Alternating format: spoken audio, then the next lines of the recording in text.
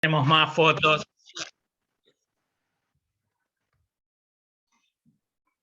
El doctor Tacholi, el doctor Attar, no sé si lo reconocen, María Alejandra Mandel, todo el equipo de lo que era en ese momento el 211. Que estábamos con Shudevich, Gabriel Eisenberg, Tacholi, Grotewald, Mandel, Attar, Altschuler, Andino, una densidad bastante importante en el laboratorio.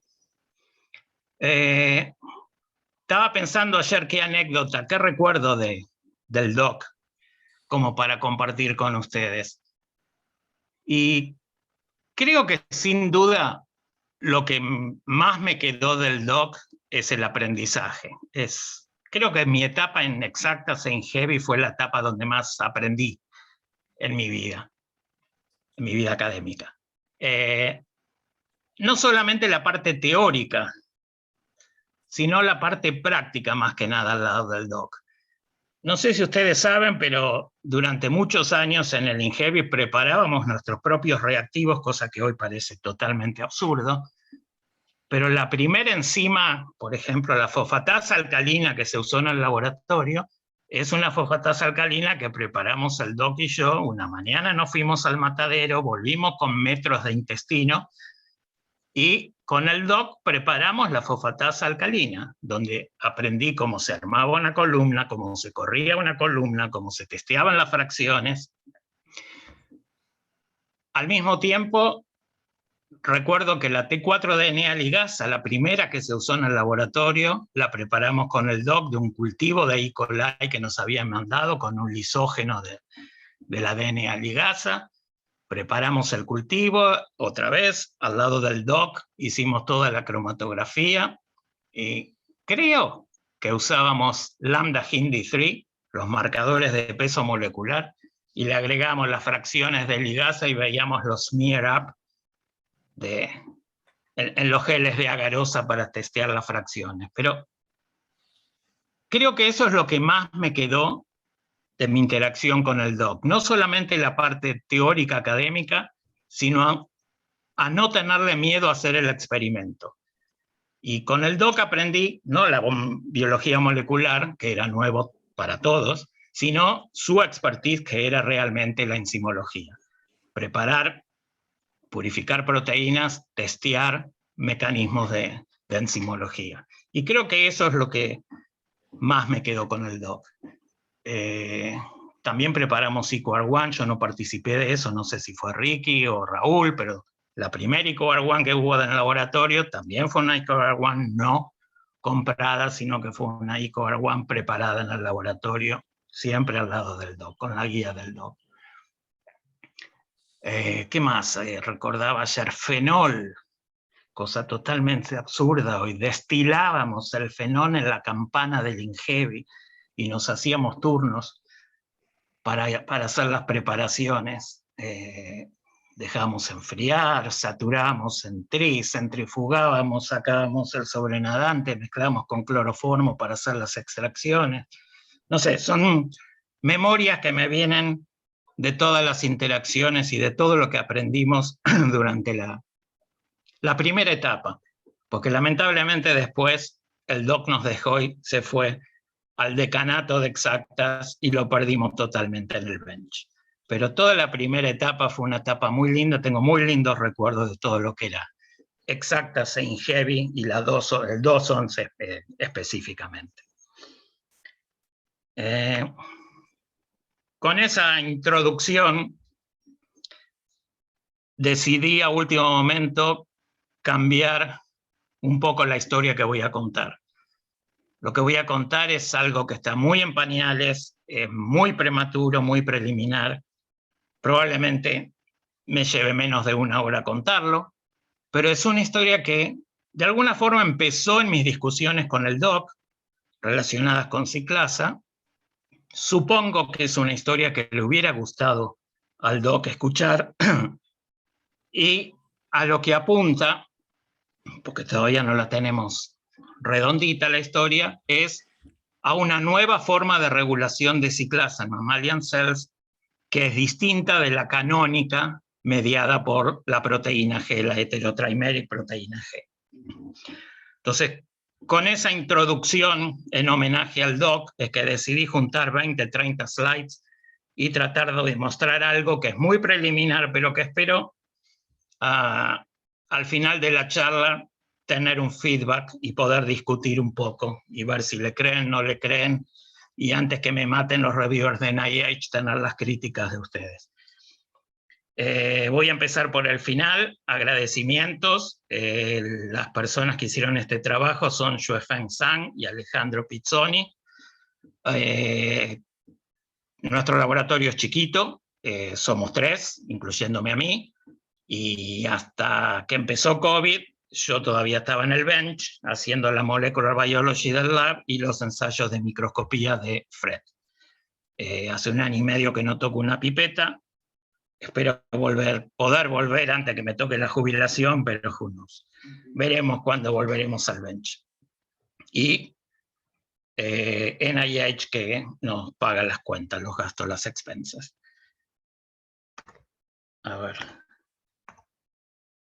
Bien. Creo que no tengo que hacer una introducción grande de Cyclic AMP con esta audiencia. Todos conocen lo que es Cyclic AMP Cyclase. Lo único que voy a hacer es básicamente mostrar una evolución temporal del problema que quiero plantear y del approach que nosotros decidimos seguir. Todos saben que Cyclic AMP fue descubierto en los 50 por Sutherland and Roll, tratando de entender mecanismos de acción de ciertas hormonas hiperglicémicas, epinefrina, glucagón, y básicamente él es el que desarrolló el concepto de segundo mensajero, donde Cyclic AMP, una molécula chiquita, de molecular weight chiquito, difusible, resistente al calor, era capaz de ser el intermediario en la respuesta del primer mensajero, que es la hormona. Descubrió la actividad enzimática responsable de la síntesis de Cyclic AMP usando como sustrato ATP, que es la adenilciclasa. Descubrió que muchas hormonas ligandos eran capaces de activar esa adenilciclasa y sugirió en un primer modelo la idea de un single compartment, la idea de que Cyclic AMP era sintetizado rápidamente por la ciclasa y en una forma casi instantánea debido a su difusibilidad era capaz de formar una solución homogénea de Cyclic AMP en el citosol, en toda la célula. Y de hecho, si tomamos una célula de 20 micrones de diámetro promedio y asumimos un coeficiente de difusión aproximado de 300 micrones cuadrados por segundo, vemos que en una fracción de segundo, en 100, 200 milisegundos, la célula estaría homogéneamente cubierta de homogénea de Cyclic AMP. Este fue el modelo durante prácticamente 20 años y la especificidad de la señal, según el modelo de Sutherland, estaba enfocada a nivel celular. Una célula tenía los receptores correspondientes y esa misma célula tenía la maquinaria correspondiente para la respuesta que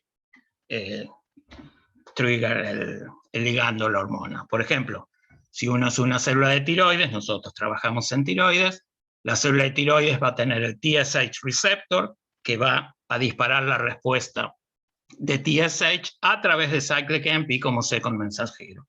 La especificidad está en que en esa célula que tiene ese receptor contiene toda la maquinaria sensible downstream de Cyclic AMP para estimular las hormonas tiroideas, que es la función específica de la respuesta de TSH. No sé, si uno está en Leydig cells y LH y Cyclic AMP y la respuesta con la maquinaria de formación de esteroides, testosterona, y así sucesivamente en los distintos tipos celulares. O sea, especificidad a nivel celular. En los años 80 surgió la primera incongruencia con este modelo, porque se mostró que en un tipo celular, en cardiomiocitos, hormonas que disparaban diferentes respuestas, todas a nivel de Cyclic AMP, mantenían cierta especificidad. O sea, una hormona 1 vía cyclic AMP era capaz de disparar una respuesta 1, en la misma célula una hormona 2 vía cyclic AMP era capaz de disparar una respuesta 2. O sea que el modelo, el single compartment de Sutherland-Roll, de alguna forma no explicaba dicotomía de las distintas hormonas, y surge por primera vez el concepto de compartmentalización. La idea de que en la célula el cyclic AMP no está homogéneamente distribuido como lo consideraba Sutherland, sino que un cyclic AMP generado por una hormona estaba en un compartimento diferente que el cyclic AMP generado por la otra hormona.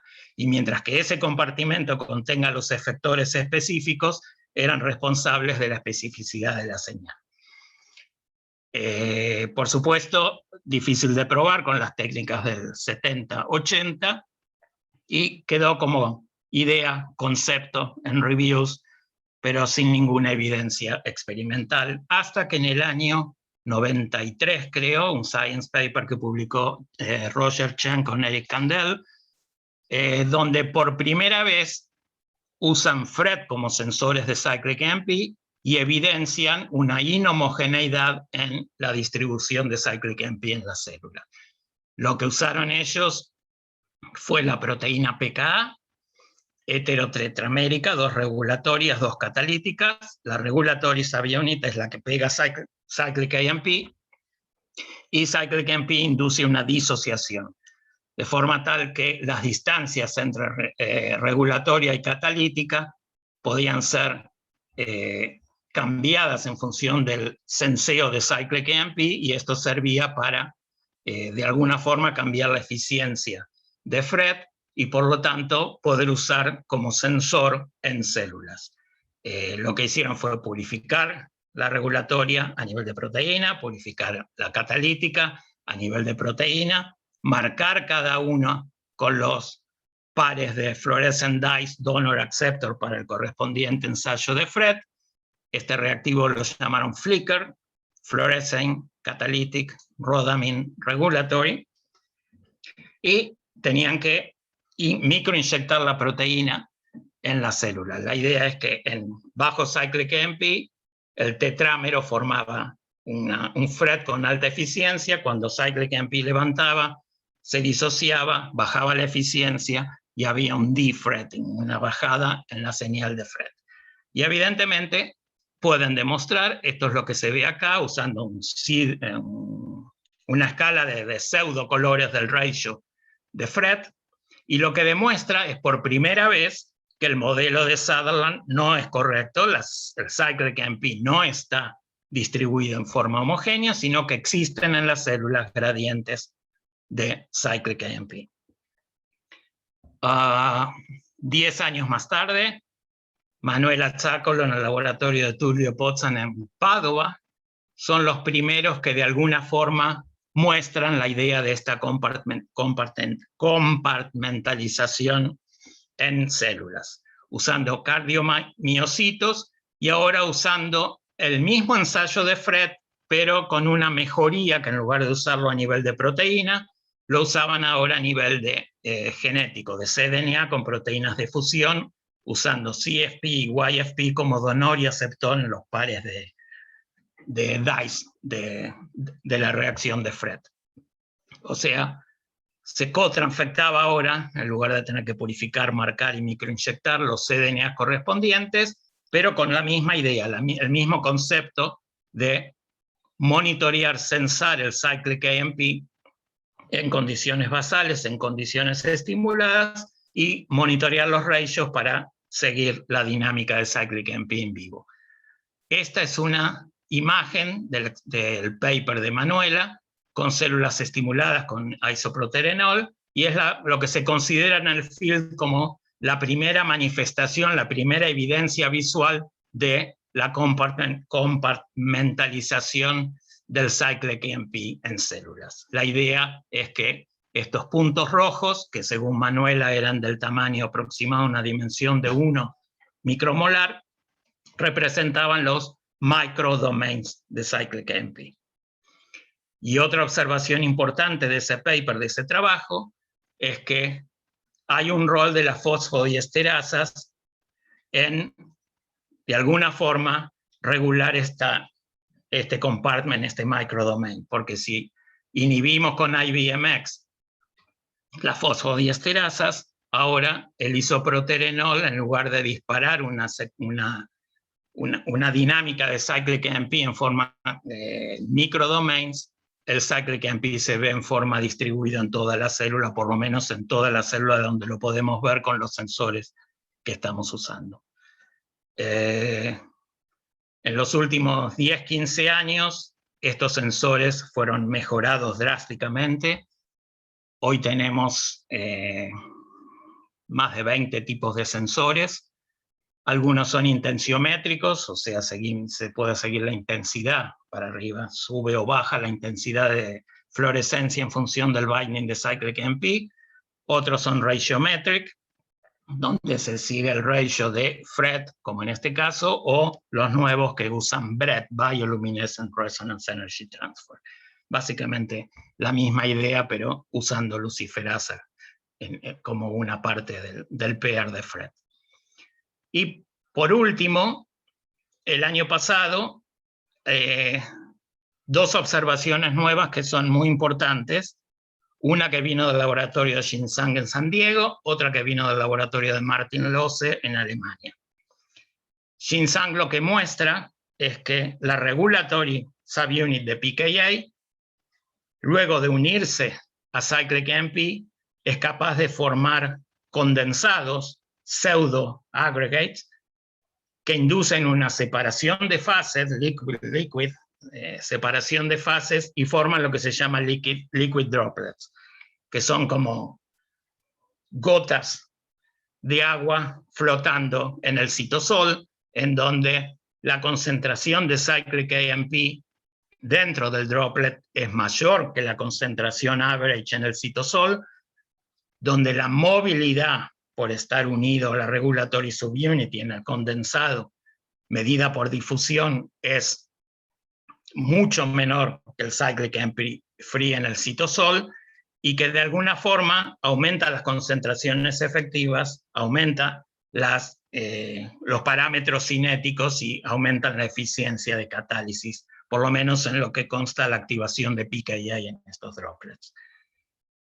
Lohse usa un nuevo cyclic AMP fluorescente y lo que ve es que a bajas concentraciones, en condiciones basales,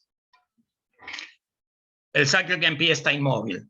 Cyclic AMP está básicamente unido a proteínas que forman una capacidad buffer en el sistema, que ellos miden aproximadamente en 10 a 15 micromolar en las células, y eso hace que no haya cyclic AMP libre en las células. Asociado con eso, describen que en todo el citosol hay mini domains de fosfodiesterases que sirven para evitar que la señal de cyclic AMP haga un spreading a la célula y activen en una forma no específica efectores y señalización espuria, digamos, que no queremos.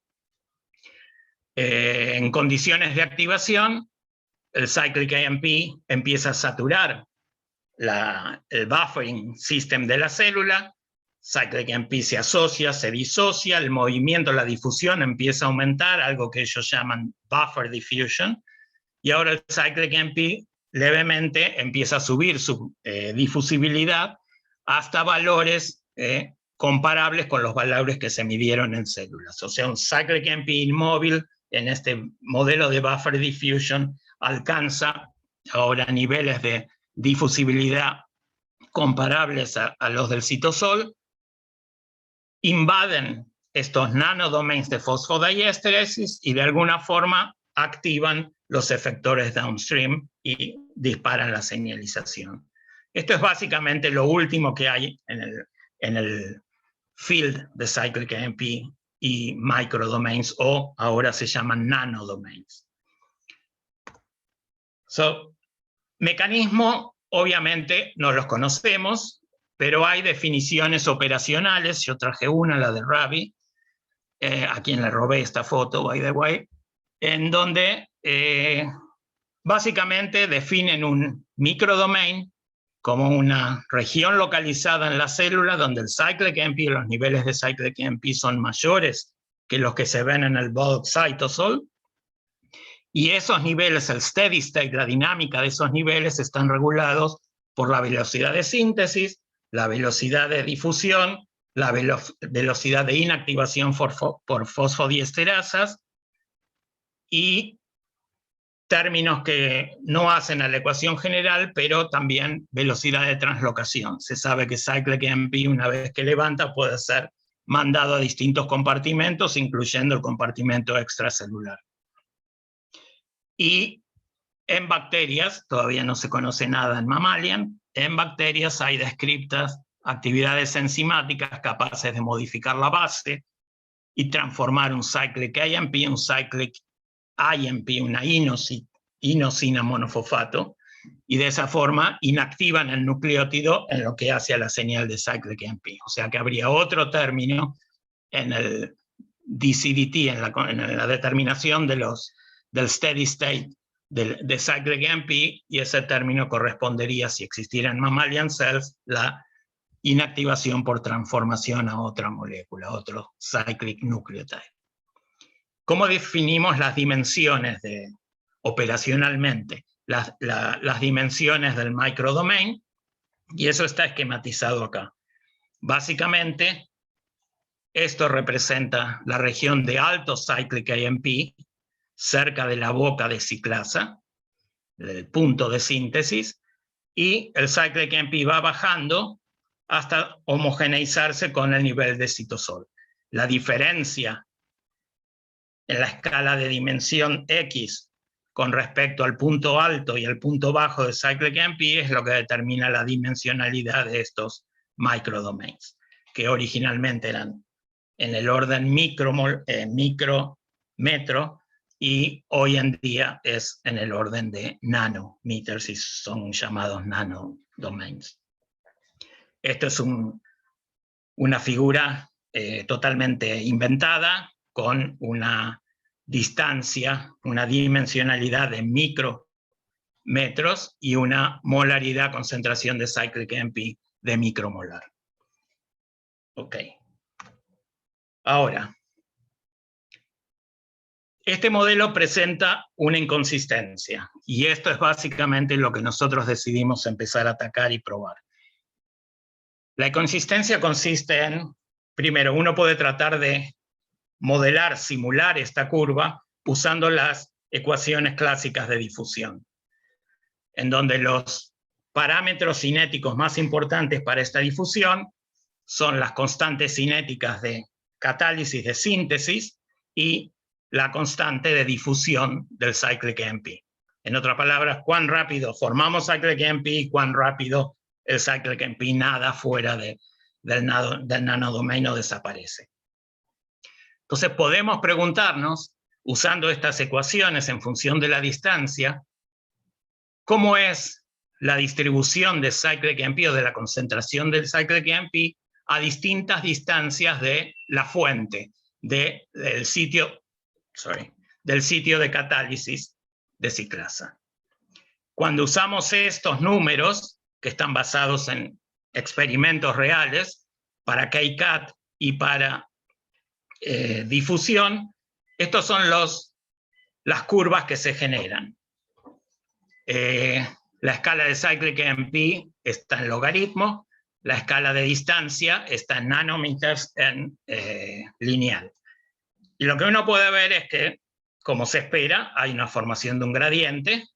El gradiente, como hoy sabemos, está en una escala de nanometers y no en una escala de micrometers, pero lo que es totalmente inconsistente es que a distancias de pocos nanometers o estando al lado de la ciclasa, que es el punto máximo de síntesis, las concentraciones que vemos son concentraciones muy por debajo de las concentraciones que necesitamos para activar los efectores de cyclic AMP. Porque las constantes de activación para pKa, IPAC y el canal, el nucleotide, el gated channel, están en submicromolar, micromolar o alto micromolar. Dicho de otra forma, aun si estamos al lado de la ciclasa, no tenemos suficiente cantidad de cyclic AMP como para activar los efectores. Sabemos experimentalmente que los efectores se activan, quiere decir que algo huele mal en Dinamarca, hay algo que está mal en el modelo, en el sistema. Lo obvio que todo el mundo, todo el field se dedicó a estudiar es probablemente las difusibilidad de cyclic AMP, que está medido acá en soluciones acuosas, es mucho más baja cuando la consideramos en un citosol, que es equivalente a tener roughly 100 miligramos por mililitro de BSA, una solución equivalente a 100 miligramos por mililitro de BSA, lo cual implicaría que este D probablemente sea un número mucho más bajo que este, lo que haría que esta curva subiera de alguna forma y con suerte se acercara a los valores de activación.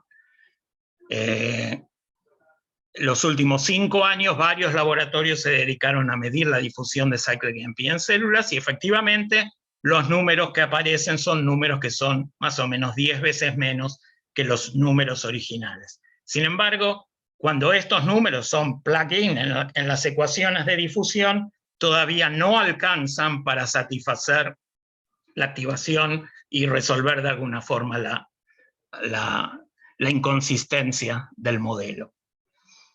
Básicamente, lo que el modelo está diciendo es cuando la segunda molécula de cyclic AMP se forma, la primera molécula de cyclic AMP desapareció, lo cual implica que no podemos acumular suficiente cyclic AMP para activar los efectores. Uno de los modelos originales que surgieron a partir de las observaciones de Manuela era el rol de fosfodiesterasa. Uno puede imaginar que si tenemos una alta actividad de síntesis y una alta actividad hidrolítica, de forma tal que el cyclic AMP sea agarrado por la fosfodiesterasa antes que sea difundido, podemos llegar a concentrar cyclic AMP en una forma local y de esa forma explicar la formación de un nanodomain y con suerte llegar a los niveles altos de cyclic AMP necesarios. Sin embargo, las eficiencias catalíticas, esta es la de ciclasa y de fosfodiesterasas, son muy bajas para poder fitear en ese, no sé si fitear es una palabra, pero acercarse al modelo. Y en realidad se necesitan como 1000 veces las concentraciones de ciclasa y de fosfodiesterasa para alcanzar los niveles necesarios, y esas concentraciones son totalmente no fisiológicas. Entonces, a nosotros nos llamó la atención por qué nadie estaba estudiando el efecto sobre síntesis, por qué todos estaban dedicándose al efecto de difusión. No había ningún report, no había ninguna sugerencia, o sea que era un tiro al aire, pero decidimos ver si de alguna forma el sistema podía targetear el componente de síntesis y generar una constante catalítica aparente por un sistema de amplificación. Básicamente, lo que estábamos tratando de testear es un sistema de feedback positivo, feedback loop positivo, algo que se usa muy común en las vías metabólicas, vías de traducción de señales, y la idea fue básicamente testear si algún efector de cyclic AMP, downstream de cyclic AMP, nosotros venimos trabajando con las small GTPase RAP1 hace muchos años, o sea que decidimos evaluar el RAP1 GTP, si de alguna forma era capaz de modular los steady state levels de cyclic AMP. O sea que de alguna forma RAP era capaz de actuar downstream de cyclic AMP y upstream de cyclic AMP en este feedback loop, con la idea de que esto generaría una amplificación de señal. Esta amplificación de señal serviría para resolver la inconsistencia de increase apparent K-cat en las ecuaciones de difusión. Antes de mostrar los resultados, déjenme explicarles un momento cómo hacemos los ensayos de Fred. Los sensores que usamos básicamente vienen del laboratorio de Jalink en Holanda o del laboratorio de Losse en Alemania. Básicamente son los dos basados en IPAC. IPAC es un efector de cyclic AMP que hace binding a cyclic AMP y se puede usar de esa forma como sensor. Los pares que usamos son CFP-YFP, aunque tenemos variantes nuevas que están redshifted, usando como donor YFP y Scarlett como aceptor. Y tenemos diferentes KDs, porque ustedes saben que es importante cuando estás midiendo cyclic AMP que la concentración de cyclic AMP matche la constante de afinidad del sensor, que el sensor no esté saturado o no esté por debajo del límite de linealidad. O sea que tenemos distintos sensores que podemos usar para matchear los niveles esperados de cyclic AMP. Lo que hacemos en la práctica está mostrado acá abajo, y quiero mostrarlo porque es la forma que normalizamos los datos, que es un poco diferente de lo que hacen algunos otros laboratorios, y por qué, les voy a explicar en un segundo. Básicamente lo que hacemos es, en el mismo cover slip, una incubación secuencial con un aumento de la dosis creciente del ligando que estamos usando. En este caso es forskolin. O sea, empezamos con una concentración baja, llegamos a un steady state, agregamos, pipeteamos la segunda y así sucesivamente.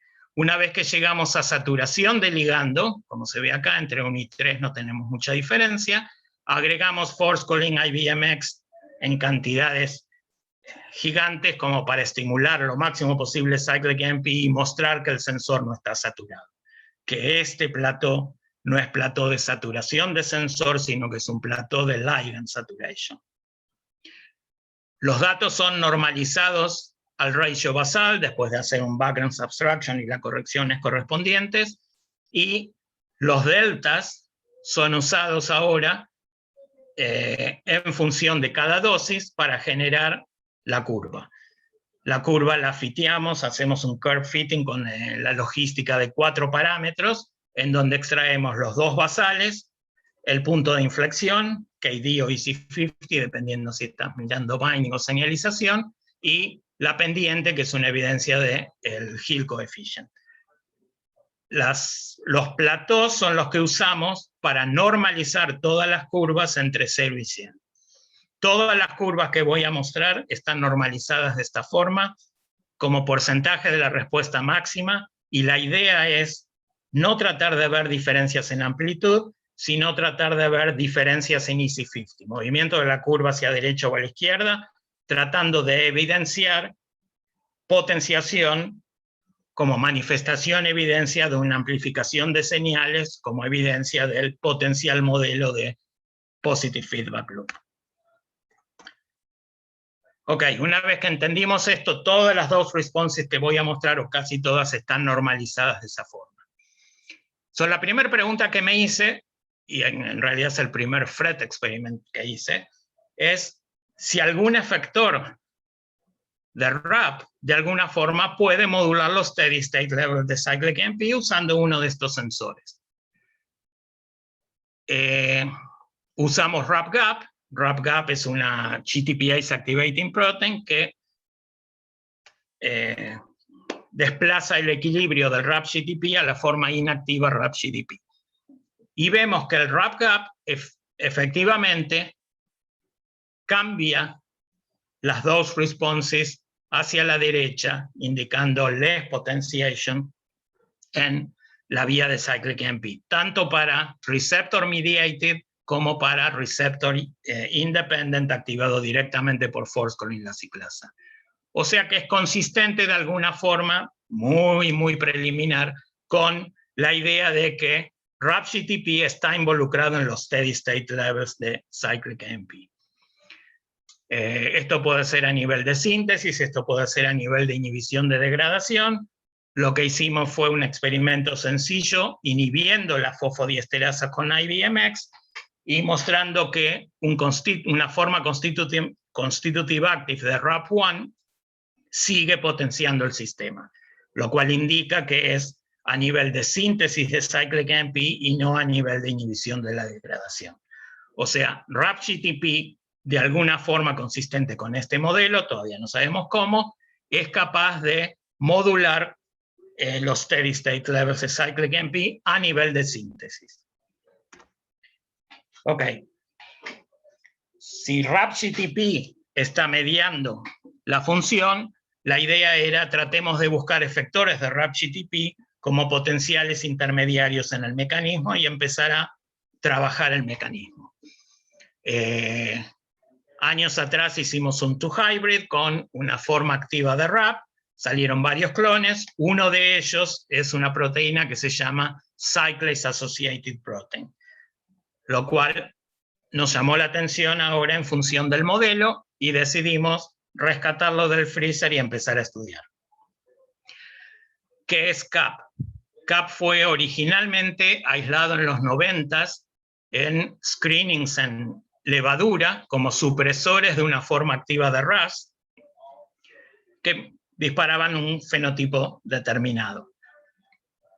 Al mismo tiempo, otro laboratorio aisló CAP como una proteína asociada a la ciclasa de levadura en un complejo ternario formada por CAP, RAS y cyclase, y mostraron que CAP en realidad es necesario para la RAS-mediated activation de cyclase. O sea, en levadura, RAS activa cyclase y esa activación requiere de la presencia de CAP.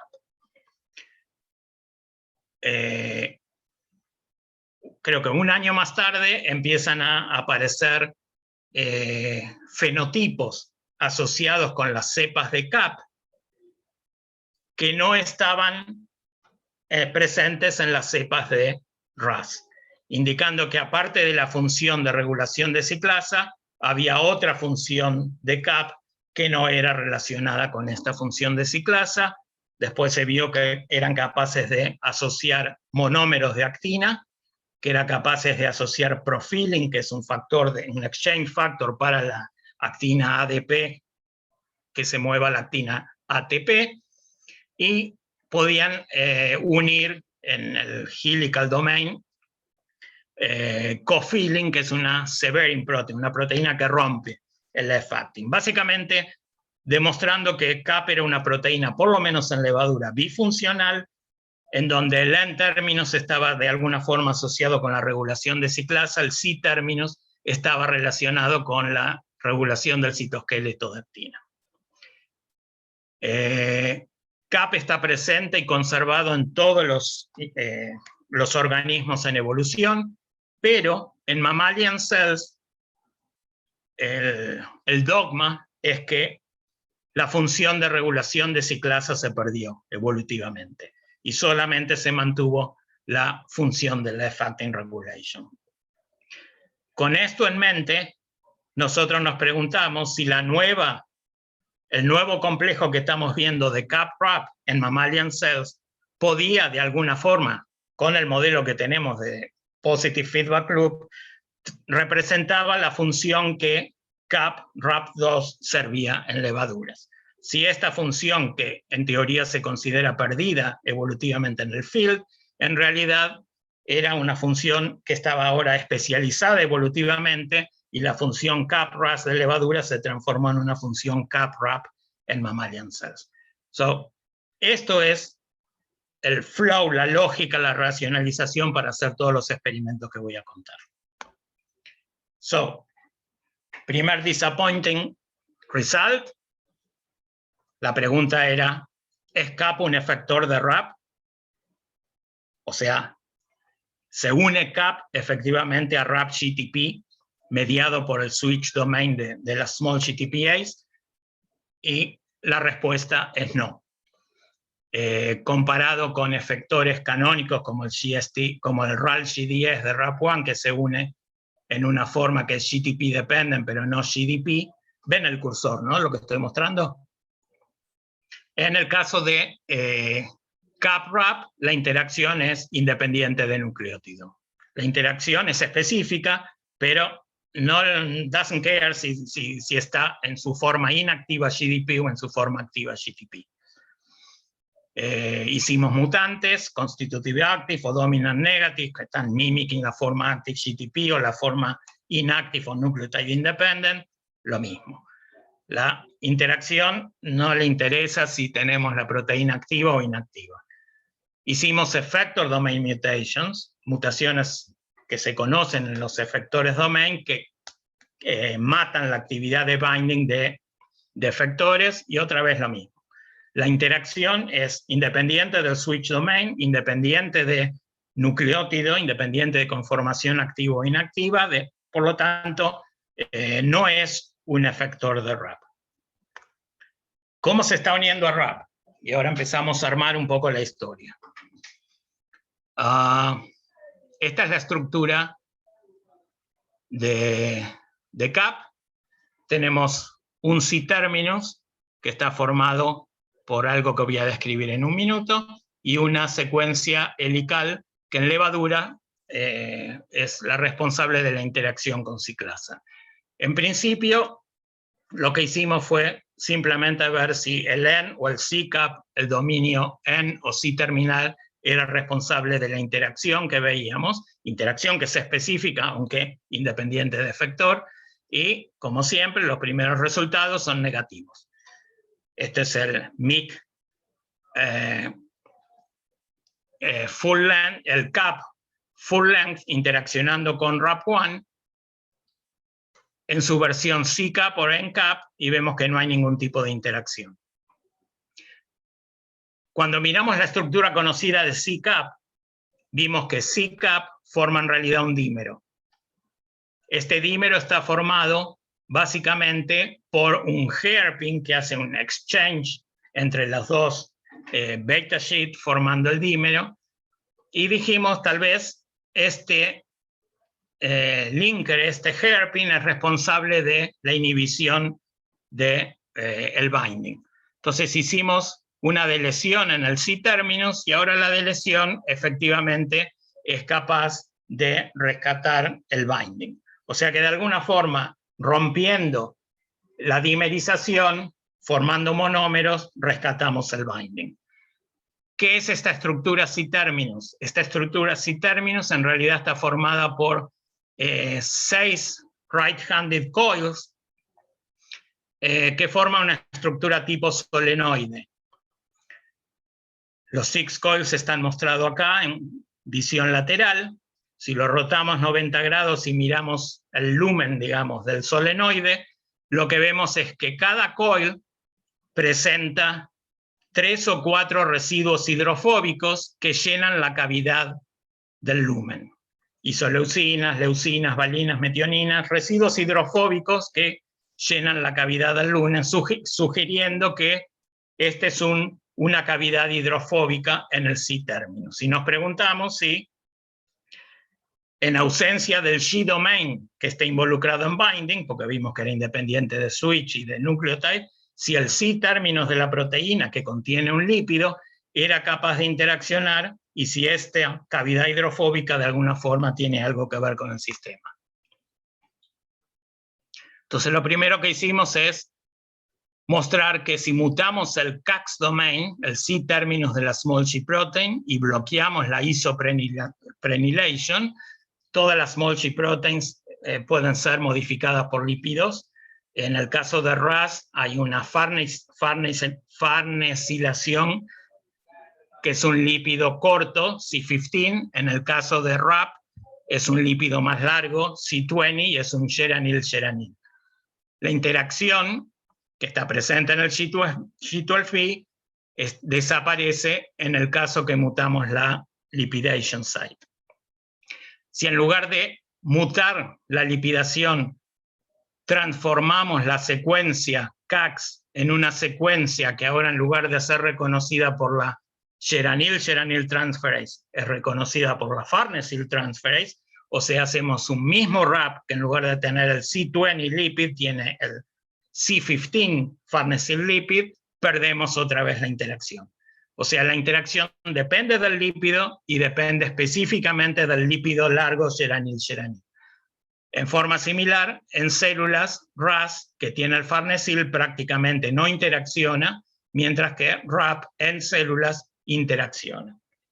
Esto es simplemente un ensayo de confocal colocalization usando GFP RAP1B y antibodies contra CAP, mostrando básicamente que hay un 100% de colocalización en la membrana.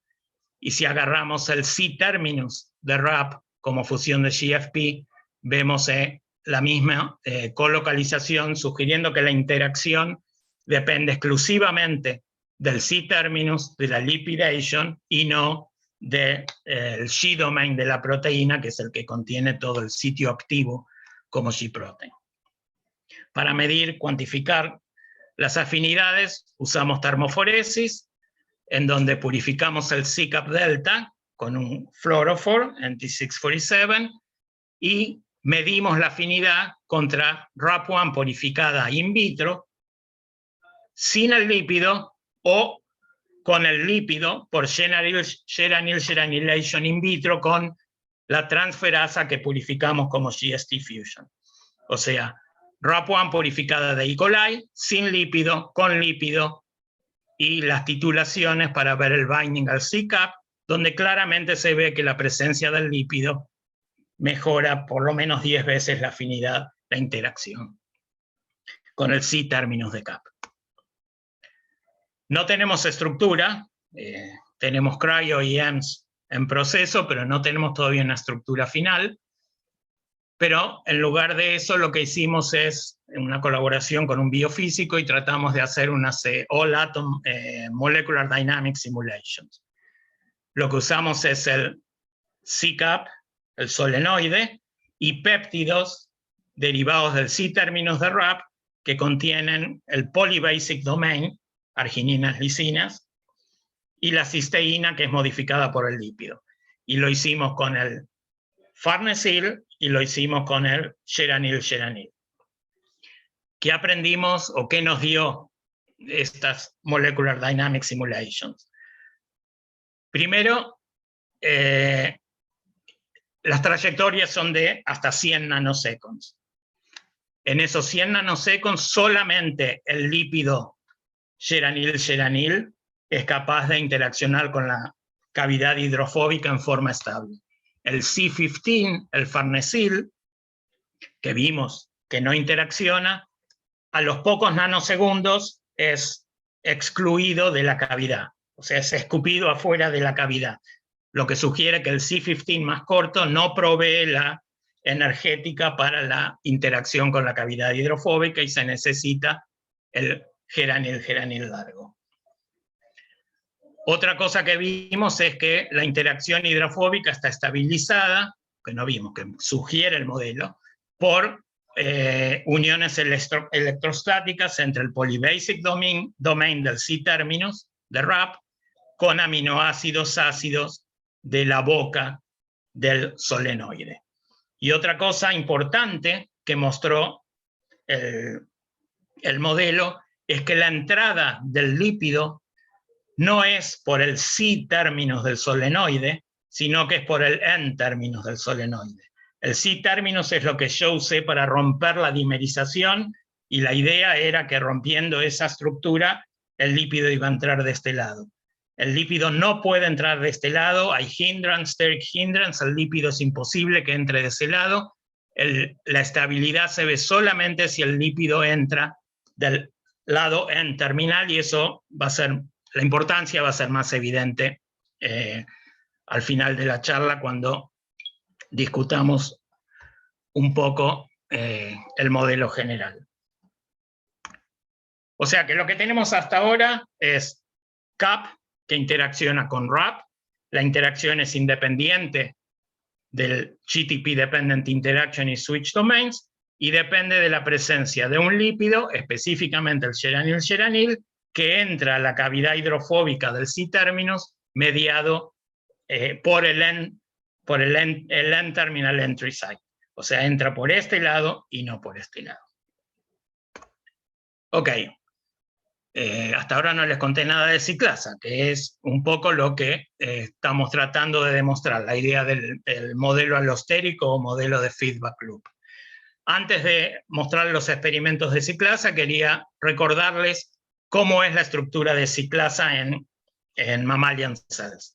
Todas las ciclasas, hay 10 isoformas de ciclasas, de 1 a 9 son transmembrane, la 10 es una soluble, pero todas tienen una cierta homología en la región catalítica, que está formada por dos subdomains, el subdomain C2 o C2 y el subdomain C1. Solamente cuando están en heterodimer son capaces de formar los dos pockets importantes para la catálisis. El sitio catalítico itself, en donde hace binding el sustrato ATP y donde tiene lugar el turnover, la conversión a producto cyclic MP, y un segundo pocket que es un sitio alostérico, que no conocemos al ligando nativo natural, pero es donde se pega forskolin y es donde activa la ciclasa. GS, el activador canónico de todas las transmembrane cyclases, no de la AC10, pero AC1 to AC9, hace binding vía la cara de C2 y lo que hace es inducir una rotación de C2 sobre C1. De esa forma, allosterically, aumenta la afinidad por forskolin y posiciona los residuos catalíticos para una eficiente catálisis. No voy a entrar en detalle de la catálisis, pero lo que quiero mostrar solamente es que residuos que vienen del C2, en violet o lo que sea este color, y residuos que vienen del C1 son estrictamente necesarios para la actividad de ciclasa.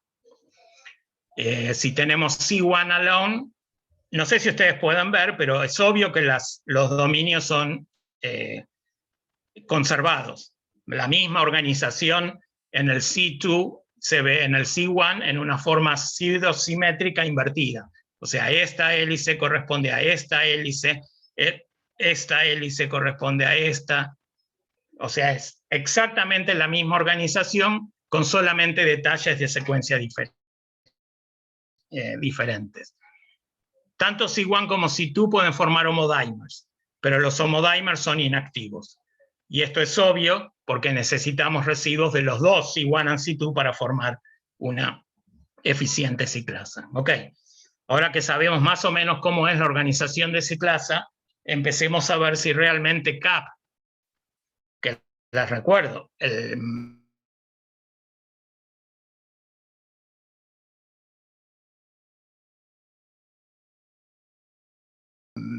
field considera que la regulación debemos que optimizar las condiciones. Les digo, el único detergente que anda más o menos es el C12E9. Es un detergente que es muy parecido al Lubrol. Lubrol es el detergente que se usaba originalmente en los ensayos de ciclasa, un detergente que servía para solubilización y al mismo tiempo era compatible con actividad. Lo que hacemos es transfectamos todas las subunidades, todas las isoforms en células, hicimos un pull down con GST purificadas de GST Fusion Cap purificadas de E. coli. El full length no lo consideremos porque el full length tiene un sitio autoproteolítico, o sea que la cantidad que sacamos de full length es muy baja de E. coli. Pero comparando N con C, es claro que la interacción de ciclasa es con el N-términos. Todas las subunidades parecen interaccionar, por lo menos in vitro, con el N-términos y que es diferente del C-términos donde estaba la interacción con RAP. Si está interaccionando con todas las ciclasas, eso implica que debe haber un dominio común entre todas las ciclasas que sea capaz de mediar la interacción. Lo único común entre todas las ciclasas es el C1, C2, que les nombré hace 2 minutos. Entonces lo que hicimos fue armar un C1, C2 soluble, este H1, C1, C2, y probar si era capaz de interaccionar y confirmamos la interacción con el NCAP. In vitro, vemos que el NCAP es capaz de interaccionar tanto con C1 como con C2 y por termoforesis podemos ver una más o menos micromolar affinity, tanto para C1, que está mostrado acá, como para C2, que lo hicimos, pero no tengo el gráfico en el momento. O sea que in vitro, CAP es capaz de interaccionar usando su N-terminal domain con todas las ciclasas. El dominio de interacción de alguna forma está asociado con el sitio catalítico o C1 o C2, que son muy homólogos y que in vitro los dos interaccionan. Para mapear un poco más la interacción empezamos a hacer deleciones. Les acabo de decir que el NCAP era el único que interaccionaba. Hicimos deleciones para tratar de hacer un mapeo más fino.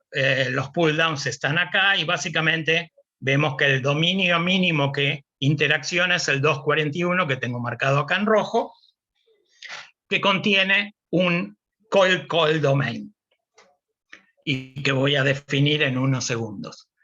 Otra vez usamos termoforesis para confirmar interacción. En este caso es el C1 marcado o el C2 marcado y las titulaciones hechas con GST control o con GST cap, el fragmento 241 que acabamos de identificar. Y otra vez mostramos que la interacción, igual que lo que habíamos mostrado en el NCAP, está mediado por el 241. Como dije antes, el 241 contiene una secuencia con capacidad anfipática de formar un coil-coil domain. La idea era tratar de identificar residuos para hacer mutaciones. Lo que empezamos a hacer es peptide membrane arrays para tratar de mapear en ese dominio de 241 el mínimo domain de interacción. O sea, tomamos la secuencia del 241, hicimos péptidos de 15 mers desfasados en 3 aminoácidos hasta cubrir toda la secuencia. Y lo que hacemos es revelar a través de GST fusions, el fusion es el responsable del binding, y C1 o C2, y el GST es lo que usamos con anti-GST HRP antibodies para visualizar. Y como vemos acá, los péptidos 2, 3, 4 marcados acá en celeste son los positivos, o sea, el N-terminus de CAP es el responsable de la interacción. Este N-terminus sabemos que es parte del coil-coil, y si miramos, analizamos la secuencia, hay dos secuencias RLI que están separadas por 7 aminoácidos, o sea, forman una heptada, que es importante para el coil-coil domain, y tratamos de averiguar si efectivamente estos residuos eran parte de la interacción. Lo que tenemos acá son las mutaciones de estos RLE, de las argininas leucina glutámico a alanina, de las dos series, del RLE primero y el segundo. Y los resultados están acá. Solamente las mutaciones de arginina y leucina parecen importantes. La mutación de glutámico no afecta la interacción y lo mismo en el segundo. Si introducimos ahora las mutaciones, usamos las leucinas en el contexto de un full length CAP, vemos que perdemos la interacción.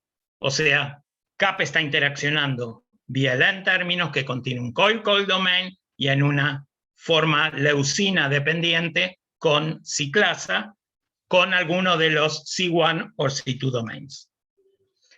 Antes de seguir adelante el mecanismo, quisimos confirmar biología, validar el sistema.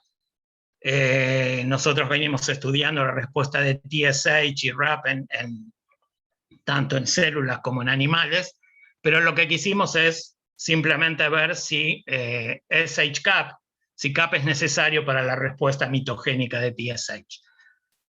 Preparamos el SH-CAP, esto es por Blot, vemos la down regulation, esto es por inmunofluorescencia, donde vemos que la presencia del SH con una, que está marcada en rojo, digamos, muestra que desaparece realmente la proteína CAP, y al mismo tiempo generamos expression plasmids con secuencias mutadas que lo hacen resistente al SH, como está mostrado acá.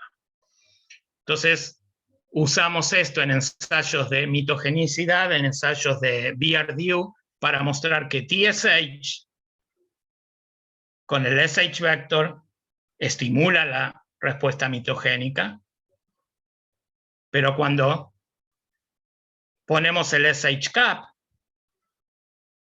inhibimos la respuesta, lo cual implica que cap es requerido para la respuesta de TSH, y podemos hacer ahora el rescue con los SH resistant, tanto wild type o con las mutaciones en las leucinas que acabamos de describir. Y lo que vemos es que el rescue con el wild type es casi 100%, y la función cap que se necesita requiere de las leucinas del coil-coil domain. Sin las leucinas del coil-coil domain no tenemos respuesta mitogénica. Por otra parte, hicimos el experimento con RAP. Habíamos mostrado muchos años antes que con RAP activo aumenta la respuesta mitogénica en células de tiroides a TSH. Esta respuesta mitogénica requiere de CAP. Probablemente CAP y RAP, esto todavía no lo sabemos, o por lo menos hasta el momento en este slide no lo sabemos, están de alguna forma trabajando en el mismo complejo. Todo esto indicaría que es parte del mismo pathway.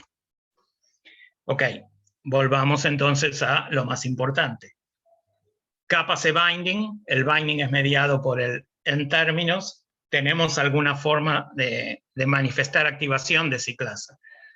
Para eso lo que hicimos es purificar la C1-C2, la forma soluble, la forma más fácil de purificar, y caracterizamos la activación por Forskolling, como se ve acá. La ciclasa que la C1-C2, la mini ciclasa que purificamos, es activa, y el EC50 es alrededor de 50 micromolar. Entonces lo que decidimos es expresar GST-CAP y tratar de ver si tenemos alguna respuesta en la activación de ciclasa. Ese es el primer ensayo que está mostrado acá, hecho a 50 micromolar, o sea, en el rango lineal de activación de Forskolling, y vemos una clara activación del GST-CAP comparado con el GST. No hay GS en este sistema. Lo único que tenemos es CAP y ciclasa por el momento. Entonces preguntamos si el efecto de CAP lo veíamos también en la situación canónica por GS. Hicimos dos responses, tanto para Forskolling como para GS, en donde vemos que GST-CAP no solamente activa Forskolling, pero también activa el regulador canónico que es GS. Sabemos que GS, les mostré antes, hace binding vía el sitio de C2, y vemos que concentraciones crecientes de GS no bloquean el efecto de CAP1. O sea que a pesar de que in vitro CAP sea capaz de unirse a C1 a C2, en el contexto de C1-C2 creemos que GS está unido del lado C2 y CAP está unido vía su coil-coil domain del lado de C1. Los efectos, como se ven acá, no alteran los EC50s, o sea que no vemos efecto alostérico regulatorio sobre el sitio alostérico de Forskolling ni sobre el binding de GS. O sea que lo más probable, y esto lo podemos discutir al final, esto sea más un efecto de estabilización que un efecto de activación clásica como el efecto que presenta GST sobre GS-GTP sobre Forskolling. Ok, resumiendo un poco lo que tenemos hasta ahora, esto es CAP, el solenoide que interacciona con RAP vía específica del lípido GG, sin tocar los switch domains, los GTP-dependent domains. Por otro lado, el extremo N-terminal, que forma el coil-coil domain, interacciona con ciclasa, y la interacción es mediada por el C1 y no por el C2, porque no vemos competencia de GS sobre el C1. Esto implica que, de alguna forma, el dominio C1 tiene que tener una hélice capaz de formar el coil-coil que estamos manifestando con estos binding assays. Hay algoritmos donde uno puede buscar secuencias que sean hélices anfipáticas capaces de mostrar este coil-coil domain interaction, y encontramos solamente una hélice, la que se llama la hélice alfa 2, que es homóloga en el C2 y en el C1, y que por eso podemos ver binding in vitro, y con esa única secuencia capaz de mostrar el coil-coil, armamos manualmente un modelo de coil-coil interaction. Y lo que es interesante es que el modelo es estrictamente consistente con los resultados experimentales, donde las leucinas del RLI son importantes, la arginina forma interacción electrostática, pero los dos glutámicos que no son necesarios para la interacción, están del otro lado, el lado hidrofílico de la hélice, no del lado más hidrofóbico que forma la interacción, la interfase con el coil-coil. O sea que tenemos un complejo ternario, igual que había sido demostrado originalmente en levadura, pero ahora lo tenemos en mammalian cells, no RAS, sino RAP, no farnesil, sino geranil, y tenemos un efecto de activación, que por el momento parece ser un efecto no alostérico clásico, sino un efecto de estabilización. Ok, no sé cómo vamos en horario. Tarde, pero bueno, empezamos tarde, así que espero que me den unos minutos más. Este modelo hasta ahora era perfecto, consistente con todo lo que veníamos planteando, con una sola condición. Que el primer experimento que les mostré sugería que RAP-GTP era importante para el efecto de potenciación. O sea, había un GTP-dependent effect. Todo lo que les mostré hasta ahora muestra que toda la función de RAP es GTP-independent. El binding al complejo ternario no requiere para nada el G-domain, que es el que marca la GTP nucleotide dependency. Lo cual sugirió, en principio, si estos switch domains, el GTP dependency, que está ahora expuesto hacia afuera, available para interaccionar con partners, no podía de alguna forma ser parte del mecanismo regulatorio de ciclasa. Y de esta forma, completar de alguna forma la consistencia del modelo que requiere la GTP nucleotide dependency. O sea que lo que empezamos a ver es si de alguna forma RAP en una GTP-dependent manner es capaz de activar ciclasa. No tenemos GS en el sistema, es un complejo ternario donde no tenemos GS, que es la única forma que todas las transmembranas se activan por el momento. Ok, esto es fresquito, no tuve tiempo de hacer el GraphPad, el Prism file, así que pido disculpas por eso, que es bastante raw, pero este es el ensayo de termoforesis usando como probe una forma activa de RAP, GFP-RAP, que transfectamos en células y la usamos como lisados. Ese es el probe. Y lo que usamos para titular son los HIS-C1 o HIS-C2 domains, que estamos tratando de ver si RAP ahora es capaz de interaccionar y si la interacción afecta la actividad de ciclasa de una forma GTP-dependent. La interacción, so far, parece ser específica para el C2 y no para el C1. Consistente exactamente con lo que venimos viendo experimentalmente. ¿Es capaz de activar ciclasa? Este panel muestra la actividad de HIS-RAP cargado in vitro con GTP-gamma-S sobre la forma soluble C1-C2. Y vemos claramente que hay una activación de la ciclasa, una dose-dependent activation de la ciclasa. Los paneles de abajo son paneles usando full-length AC9, que va a ser más evidente dentro de 2 slides por qué estamos usando esta AC9. Podemos ver la misma activación de RAP-GTP sobre la AC9. Esta es la Forskolling dose response, en donde vemos que Forskolling no activa AC9. Esto se sabe, AC9 es una de las insensibles a Forskolling. En realidad es de muy baja afinidad. Si uno empieza a poner 500 micromolar de Forskolling, empieza a subir cyclic AMP. Pero el efecto de RAP-GTP que es el mismo efecto que tiene GS-GTP, es no solamente activar, sino aumentar la afinidad por la forskolin, por el sitio alostérico de la ciclasa. O sea, RAP-GTP ahora hace que el EC50 de forskolin pase alrededor de 10-15 micromolar. Y más importante, el efecto parecería ser GTP dependent. Comparado con GDP, tenemos una mayor activación, y esto es al igual que se mostró con alpha-S, en donde alpha-S GDP, lo mostró Lutz Grünbaumer en los 90, es capaz de activar ciclasa en la forma GDP. La idea es que aún en la forma GDP, la molécula es capaz de visitar conformaciones activas y de esta forma activar el sistema. De hecho, el modelo actual en las GS, en las heterotrameric, es que la función principal del exchange, una vez que activas el receptor es el que genera el exchange sobre la G-protein, más que generar el GTP Active Conformation, es desplazar el beta-gamma que está en el GDP bound, porque el beta-gamma está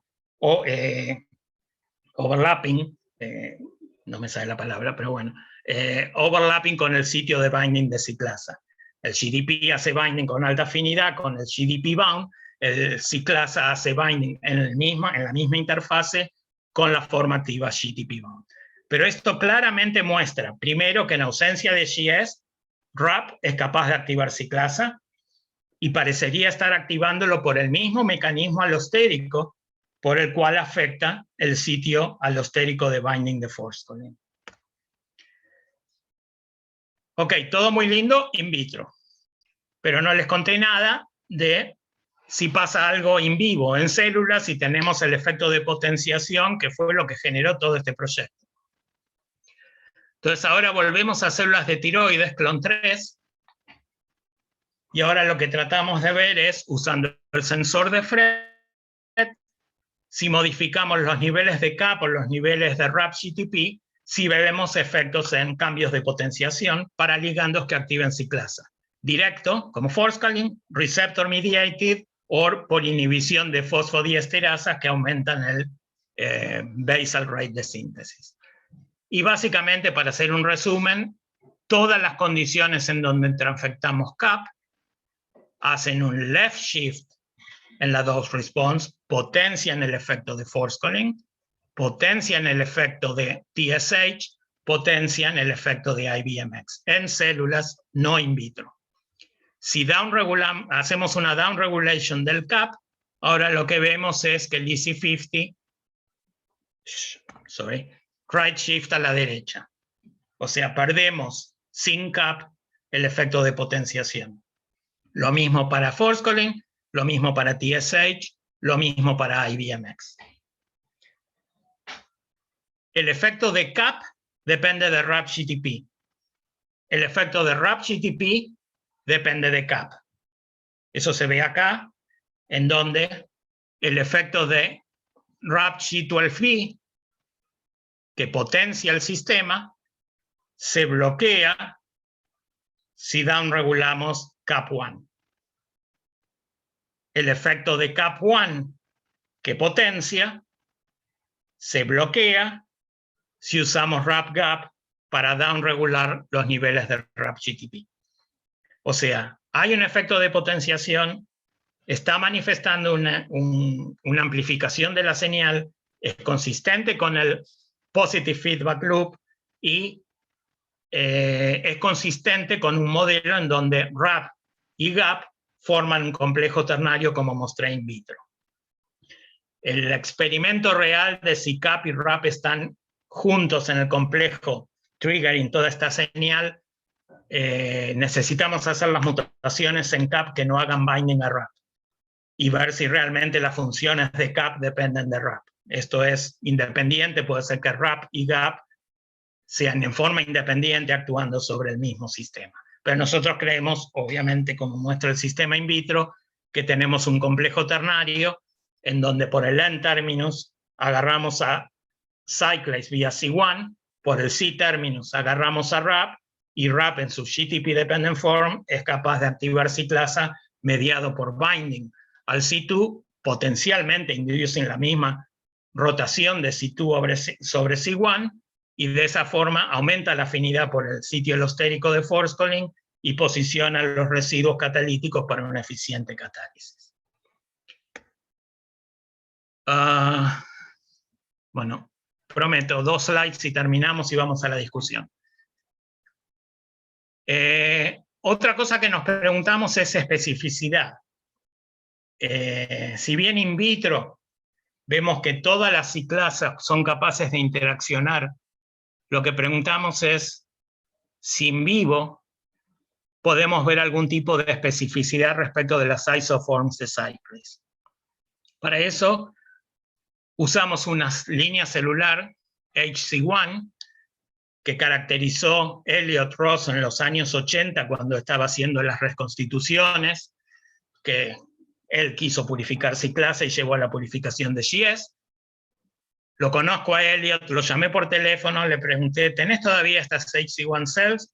A las 2 horas me llaman por teléfono, me queda un vial de 1982, te lo mando mañana.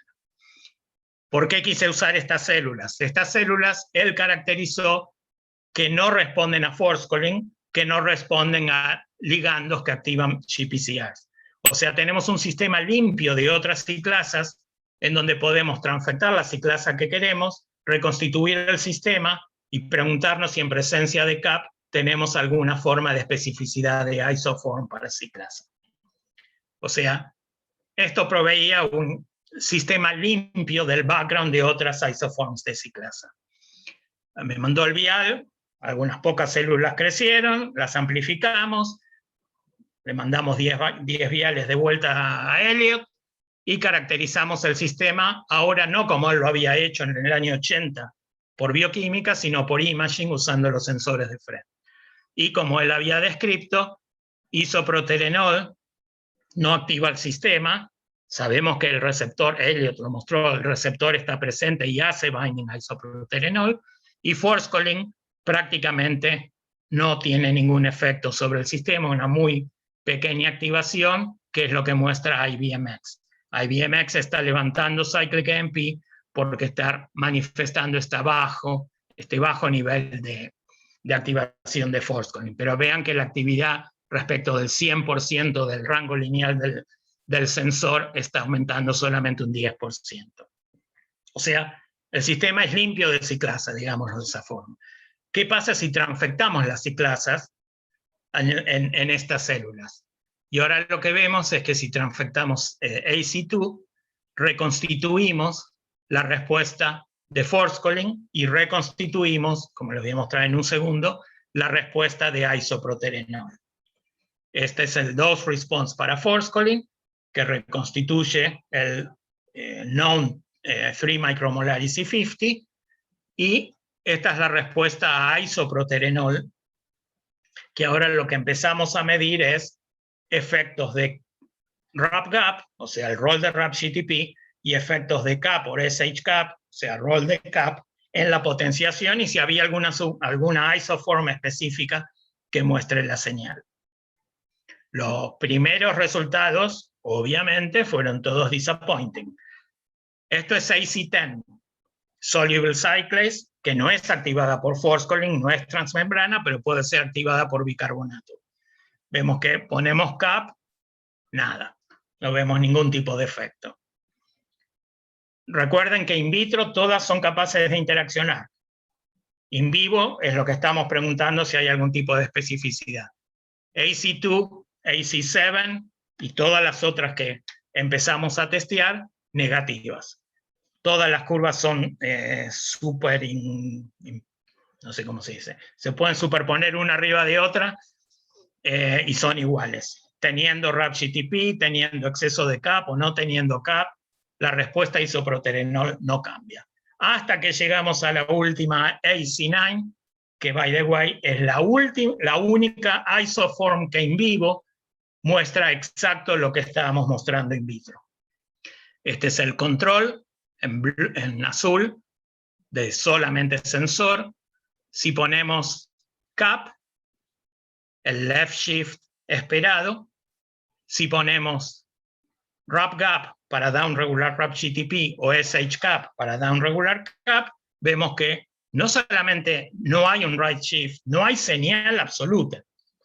O sea, in vivo, AC9 es la única que responde a RAP CAP y la respuesta parece ser, por lo menos en estas HC1 cells que solamente tienen AC9, en ausencia de las otras ciclasas, la respuesta parece ser total, o sea, como que el componente de la amplificación de señal es mayoritario frente al componente de activación de la membrana por GS, que es lo que el receptor de isoproterenol hace. Todavía no tenemos resultados, pero estamos tratando ahora haciendo quimeras entre inactive AC2 y active AC9 para tratar de encontrar un domain que sea el responsable de la sensibilidad de CAP. Esto puede ser algo positivo en CAP, puede ser algo negativo en AC2, puede ser localización, un domain que es importante para la localización y solamente en esa localización es donde vemos efectos de RAP CAP sobre AC9. En células, solamente AC9 es sensible a CAP RAP.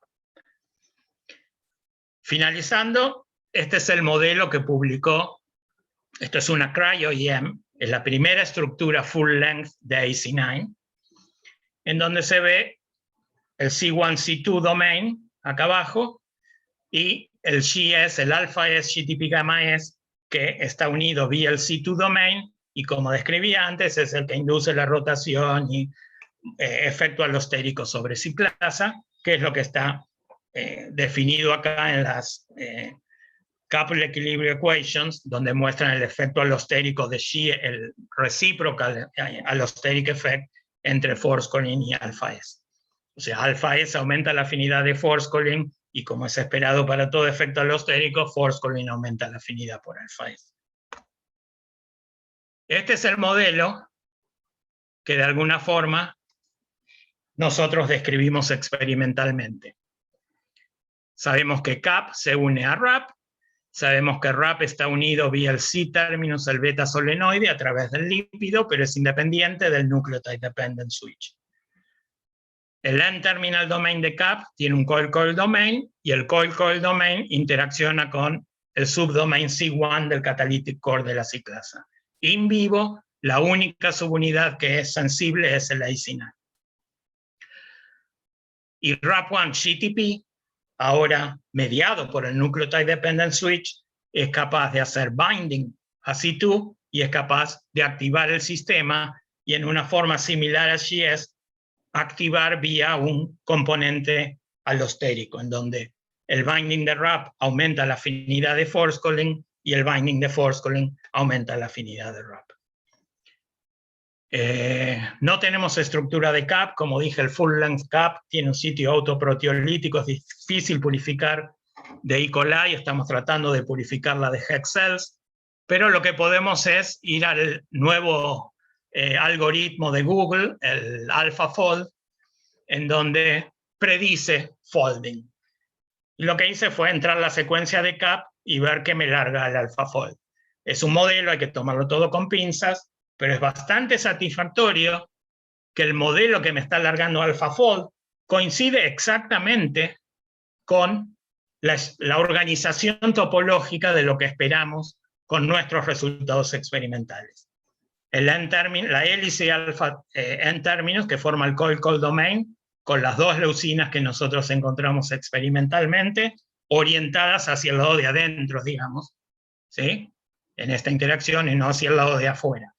La hélice podría estar rotada y simplemente las leucinas estarían apuntando para el otro lado, lo que sería inconsistente con el modelo. El solenoide, el C-terminus, es este que está mostrado acá, está orientado de tal forma que el C-terminus mira para nosotros. ¿Sí? El C-terminus es lo que vemos primero, o sea que la entrada del lípido que nosotros mostramos al solenoide es por atrás. No sé cómo poner el cursor, pero eso haría posicionar a RAP acá, de este lado, otra vez consistente con el sitio donde esperamos la ciclasa. Si medimos las distancias en el modelo entre las leucinas y el solenoide son consistentes con lo que sabemos de las distancias del C1, C2 domain. O sea que el C1, C2 perfectamente puede fit en este espacio en donde CAP, en el complejo ternario, está haciendo una especie de clamp vía el coil-coil C1 estabiliza, vía el RAP GTP activa en su forma canónica alostérica. Todo esto independiente de GS. Esta es una nueva forma de regulación que es independiente de GS. Y creo que voy a parar acá. Creo que ya los mareé demasiado. Y voy a dejar los slides que tengo que surjan probablemente para la discusión al final. Si hay preguntas, espero que haya feedback y poder discutir. Tengo toda la tarde, así que no hay problema. Listo para mí. Buenísimo, Dani. Espero no haberlos perdido. No, acá acaba de levantar la mano Belén, así que le damos la palabra. ¿Sí? Escucho. Sí, Dani. Pensé que eran resultados preliminares, dijiste, que tenías para presentar a NIH un subsidio, eso fue lo que entendí. Ya tenés el trabajo terminado. No. El trabajo no está terminado y para NIH esto hoy en los niveles de competitividad no es suficiente. Primero no está el trabajo publicado. Lo que estoy esperando para publicar es, que no les conté, y nadie me preguntó, ¿qué pasa si pongo RAP y pongo CAP sobre ciclasa? ¿Tengo una respuesta sinergística como yo espero? Y la respuesta es no. Por el momento lo único que tengo es una respuesta como mucho aditiva. Pero creo que el problema que tenemos es que el RAP que estamos usando primero no está lipidado y segundo, el CAP que estamos usando está muy proteolizado.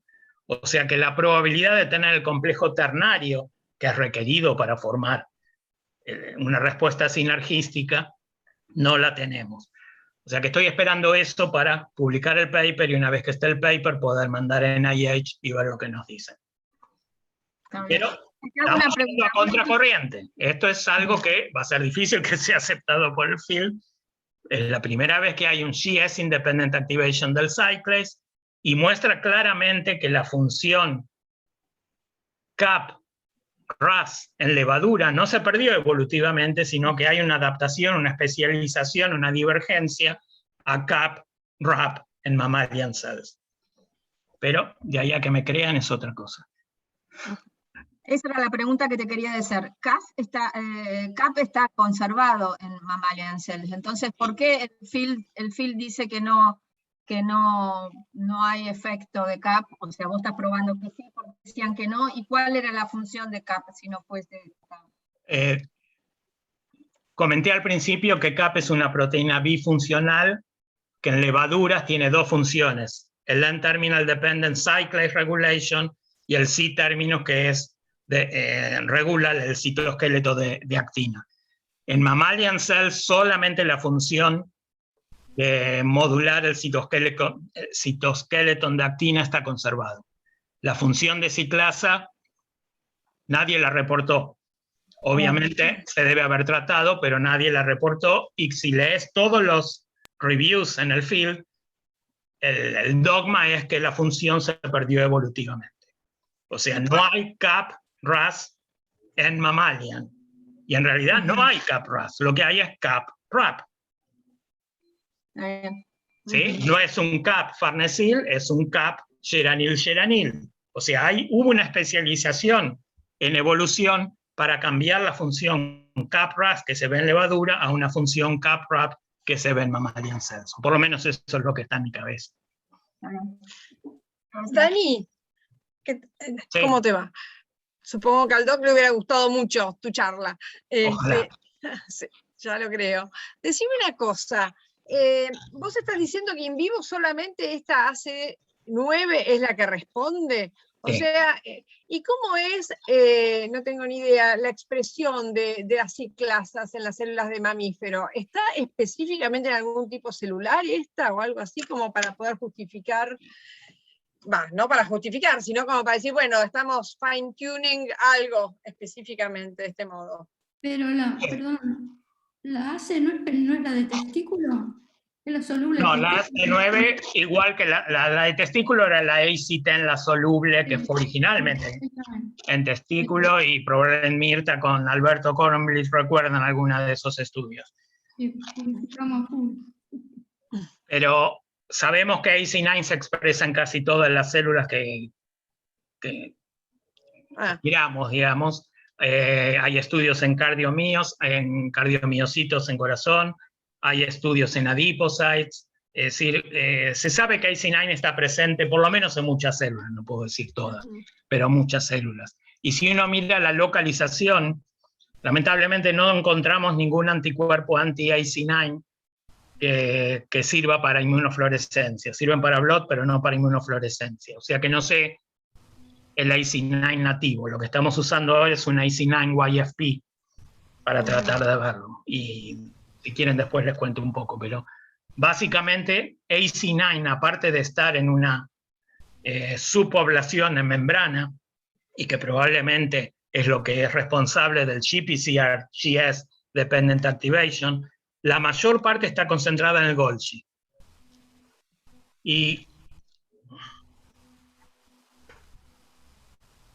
probablemente todos estén al tanto de los nuevos modelos en donde hay un transient activation de cyclase en la membrana plasmática mediada por el receptor, y que post-internalización hay una respuesta sustained a cyclic AMP que es mediada por endomembranes. Dependiendo del receptor, puede ser en un lugar o en otro. La mayor parte de los receptores se ven en endosomas, pero TSH receptor, que es fue la primera demostración de esta respuesta sustained por endomembranas, viaja al trans-Golgi. Y acá es donde vemos la sobreexpresión de AC9. Si esta AC9 es responsable de la amplificación de señal específicamente en el Golgi, todavía no lo sabemos. Pero AC9 es consistente con que aparece en la región perinuclear en el Golgi. Y by the way, es lo mismo que vemos con RAP1. GFP-RAP1 aparece perinuclear y colocaliza con marcadores de Golgi en el trans-Golgi, pero que corresponden a lo que creemos es el sistema de recycling. Te puedo hacer otra preguntita, quería hacerte. Acá da la sensación como que este CAP1 hace una especie de andamiaje, ¿no? Como proteína sostén, ¿no es cierto? Scaffold. Sí, vos cuando estás mirando, siempre estás mirando, bueno, la actividad de la ciclasa. ¿Llegaron a mirar, si por ejemplo, una PKA es más activa en un sistema donde está algo, donde no está la CAP, o donde está, ¿podés llegar a ver algo después? No, eso es muy... Nosotros no lo hicimos, se puede hacer porque hay sensores para PKA también como FRET, se puede hacer perfectamente, repetir los experimentos con los sensores de PKA, pero todavía no lo hicimos. Lo que sí se sabe con los sensores de PKA es que es el sustain response es necesario para activar una PKA que active CREB y que dispare las respuestas de transcripción. Okay. Eso sí se sabe, o sea que la internalización del receptor, que en nuestra cabeza es la amplificación de señal, este feedback loop, lo que disparó todo el proyecto, es necesario para activar específicamente el programa phospho-CREB dependent. Claro. O sea que esperamos, como vos decís, un efecto de PKA, pero nunca lo medimos. Ah, ok. No, muy lindo. Buenísimo, hacía tanto tiempo que no escuchaba hablar de AMP cíclico. Supuse que le iba a gustar al Doc y supuse que le iba a gustar a Mirta. Baumer, Riemann, Rosberg, todo eso se deben estar tendidos porque esta nueva modificación tuya del CAP les cambia todo. Bastante les cambia. Sí, lamentablemente ellos no están en el study section de NIH, pero vamos a ver qué pasa. A ver quién está. Muy lindo, muy lindo. Bien, lamento haberme retrasado tanto. Pasa que es increíble el Había nivel de salido solamente detalle. pocos slides, pero parece que me extendí en forma demasiada. Dijiste que No, solamente no. tenés 3 personas en el laboratorio, pero tenés un ejército de becarios o solamente 3. Somos 3, incluyéndome a mí. Que hace Pero que un año pipetean no mucho. toco la mesada. Ellos están trabajando. Xuefeng y Alejandro, que iba a venir, no sé si está presente, iba a venir. Ujú. Ellos son los que están full time en la mesada haciendo todos los experimentos. Yo desde que empezó COVID estoy en casa prácticamente. 1 o 2 veces por semana paso por el lab, pero no estoy más en la mesada últimamente. Espero volver. Ujú. Soon. Avisa del paper porque está buenísimo después. Sí. Sí, apenas tengamos evidencia sinergística, creo que lo vamos a ver. Por supuesto, estamos tratando de determinar estructura. Estamos en colaboración con Korkov. Korkov es el que determinó la estructura de AC9, la full length por primera vez, que publicó en 2019. Y ya le mandamos proteína purificada. Él ya tiene AC9, cryo-M, evidencia de AC9. Estas son las imágenes de las electron microscopy a una resolución de 5 micrones, y esta muestra le agregamos el RAP no lipidado. En teoría, para la ciclasa no se necesita la lipidación. Y bueno, estamos esperando. Ya montaron el grid y ahora están esperando turno para el microscopio electrónico para empezar a sacar imágenes. Si el RAP que mandamos está limpio, monodisperso y bla, bla, bla, bla, y tiene la afinidad para interaccionar, esperamos tener imágenes y empezar a resolver estructura, pero todavía no tenemos nada de estructura. Y ahí estamos, divirtiéndonos haciendo experimentos. La verdad que lindísimo. Qué bueno haber estado en la mesada hasta hace nada.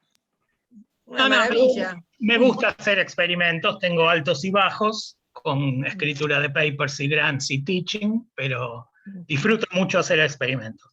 Y disfruté mucho, yo estuve 3 meses en Padova, en lo de Manuela Sácolo, aprendiendo FRET, volví y ahí es donde seteé el setup, el microscopio para empezar a hacer FRET. Tuve que hacer troubleshooting, pero salió adelante, y era lo que hacía hasta febrero del 2020, cuando cayó COVID, y ahí tomó el batón Alejandro en el laboratorio, y él está haciendo ahora todos los ensayos de FRET. O sea, todo lo que les mostré, in vitro, bioquímica, Xuefeng, imágenes, FRET, es Alejandro. Yo no participé en esta, más que intelectualmente. Muy bueno. Muy bueno. Bien. No sé si hay alguna otra pregunta. Si hay Una pregunta, no tengo video, perdón. ¿Sí? Pero me gustaría hacerte una pregunta muy básica de cuando presentaste el modelo y no te entendí muy bien dónde quedaba la fosfodiesterasa en el modelo de Loss. En nuestro modelo no hay fosfodiesterasa en el ternary complex. El modelo de LOCE, lo que LOCE muestra es que repartido en todo el citosol hay mini domains de fosfodiesterasas que son capaces de mantener el cyclic AMP bajo en condiciones de no estimulación basales.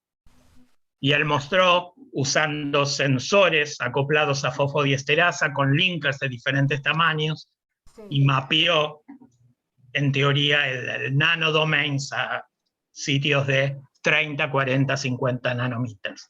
Y by the way, una de las críticas grandes al sistema de microdomains era, si tenés un sensor de FRET en el citosol, el sensor tiene un KD determinado que determina un rango lineal.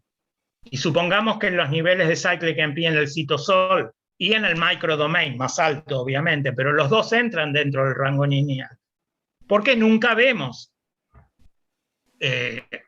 visualmente los microdomains usando sensores citosólicos? Que nunca se vieron, by the way.